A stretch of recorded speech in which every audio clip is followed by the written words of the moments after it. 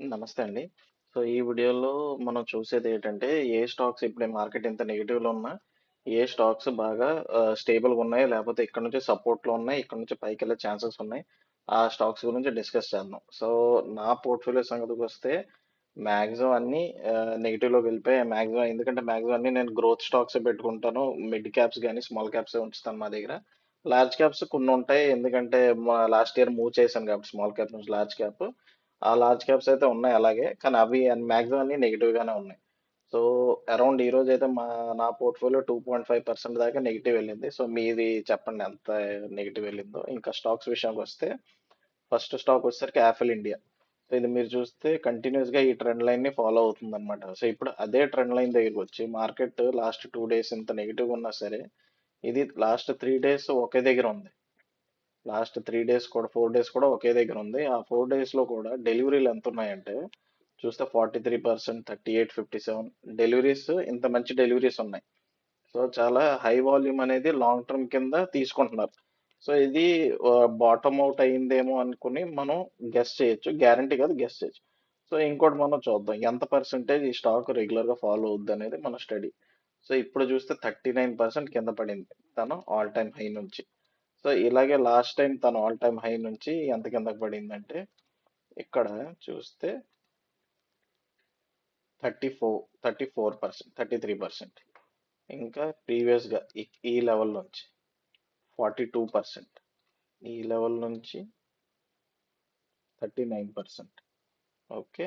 So దీన్ని బట్టి మనకు అర్థమైంది ఏంటంటే ఈ స్టాక్ అనేది 35 టు 45% మధ్యలో పడుతుంది. సో ఇప్పుడు అరౌండ్ 39% దాకా ఉందన్నమాట ఫాల్. సో ఇది ఒక మెల్లిమెల్లిగా యాడ్ చేసుకుంటే ఈ సపోర్ట్ లో ఉన్నప్పుడు యాడ్ చేసుకోవడం అనేది ఒక ఆపర్చునిటీ. ఇలాగని నేను కొనమనే చెప్పట్లేదు. ఇది జస్ట్ ఎడ్యుకేషన్, టెక్నికల్స్ ఎడ్యుకేషన్. ఇది బై సెల్ రికమెండేషన్ అయితే కానే కాదు. ఇంకా నెక్స్ట్ స్టాక్ వచ్చేసరికి ఇప్పుడు మీకు ఇది చూసి ఉంటారు, 2 రోజుల నుంచి ట్రెండ్ అవుతుంది stock Paras defence. So Paras defence కూడా అంతే. సో ఇది ట్రెండ్ లైన్ సపోర్ట్ నుంచి బయింగ్ అనేది వచ్చింది. సో ప్రీవియస్ గా బయింగ్ వచ్చినప్పుడు ఈ లెవెల్, ఇంకా ఈ లెవెల్, ఇంకా ఇప్పుడు బయింగ్ వచ్చినప్పుడు ఎంత పర్సెంటేజ్ వెళ్ళిందంటే లాస్ట్ టైం అరౌండ్ 137% దాకా బయింగ్ చూపించింది. నెక్స్ట్ సపోర్ట్ నుంచి అరౌండ్ 93%. సో 133, 93 అక్కడికే దగ్గర 40% లేదు కదా, తగ్గింది కదా. సో ఇప్పుడు పోనీ 93 నుంచి 40% తీసుకుంటే అరౌండ్ 50% దాకా మనం అనుకోవచ్చు గెయిన్ రావచ్చు. సో 50% అనుకుంటే దీని ఆల్ టైమ్ హైని రీచ్ అవుద్ది అనమాట. సో అంతవరకు వచ్చే ఛాన్సెస్ అయితే ఉన్నాయి, గ్యారంటీ కాదు, ఛాన్సెస్ ఆర్ దేర్ అంతవరకు. సో ఆర్డర్స్ వచ్చాయి అని అంటున్నారు కానీ ఆర్డర్స్ ఏం కాదు, టెక్నికల్స్ బట్టే. ఇంకా సపోర్ట్ దగ్గర నుంచి బై చేస్తుంది. ఆర్డర్స్ దీనికి ముందు కూడా వచ్చాయి. ఫర్ ఎగ్జాంపుల్ చెప్తాను. సో అందుకే నేను న్యూస్ ని ఫాలో అవును. సో ఎగ్జాంపుల్ చెప్తా. ఇప్పుడు ఇంకో కంపెనీ ఉంది అపోలో మైక్రో సిస్టమ్స్. నేను కావాలి డిఫెన్స్ లోనే ఉంది, ఇది డిఫెన్స్ లో ఉంది, అది కూడా డిఫెన్స్ లో ఉంది. దీనికి ఆర్డర్ వచ్చింది. అపోలో మైక్రో సిస్టమ్స్ కూడా ఆర్డర్ వచ్చింది. సో అపోలో మైక్రో సిస్టమ్స్ తాలూకు ఆర్డర్ ఈ రోజే వచ్చింది సర్క్యులర్. అరౌండ్ 73 crores తాలూకా దీనికి ఆర్డర్ వచ్చింది అనమాట. సో ఆర్డర్స్ వస్తాయి, ఆర్డర్స్ అన్నీ వస్తాయి కానీ సపోర్ట్ దగ్గరనే ఎక్కువ మంది బై చేస్తారు. ఆ విధంగా మనం సపోర్ట్ దగ్గర చూస్తే మనకు మార్జిన్ ఆఫ్ సేఫ్టీ ఉంటుంది.